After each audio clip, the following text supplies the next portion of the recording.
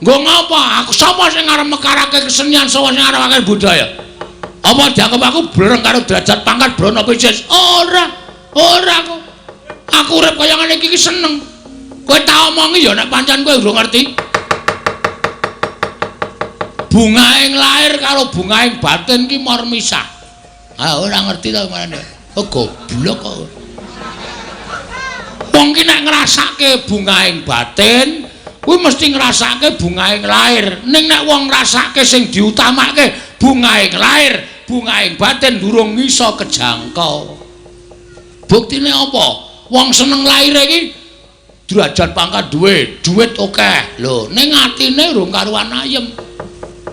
Omahe nggo nyimpen duit ben dina ben bengi ping celingak-celinguk. Ngono tanggaku mbrobos kene, ngono tanggaku mlumpate mbok njukuki dhitku, anane ming suudon. Mongko wong curiga kuwi dosa. Anane ming numpuk derajat pangkat, numpuk Brana Picis karo numpuk dosa. Ning wong cukup kaya aku ngene iki. Tak omongi ya, mangan sedina ping pindho wae tak gawe tentrem, tak gawe ayem, pancen rejekine sing gawe urip tumrap Bagong ming semono. Ning tak gawe wareg arep jane ngintir-intir. Ning sing penting atiku seneng anakku iso mangan, bojoku iso mangan. Ora nyimpen Brana Picis kokean sak madya.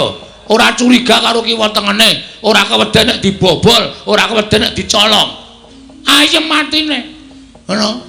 Apa mbok anggap urip nang alam padang ki sing utama ki ming bondo donya? Ya ngono wae piye? Sabar kok, sabar kok. Watuk ya aku ya ora apa-apa, ora apa-apa.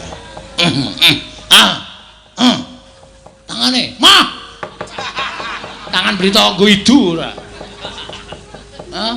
Padha ora kowe.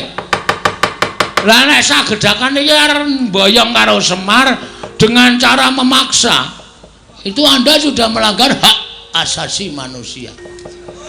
Anda sudah melanggar kemerdekaan setiap insan. Wah, edian.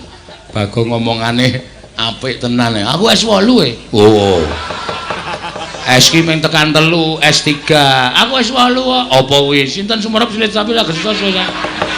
Pak toton dasmu lho kok. Kuwi mung ngomongane cah cilik kok nggo dagelan ora. Kula kelas kali kula keling-keling. Kajak kula keling-keling. Heeh.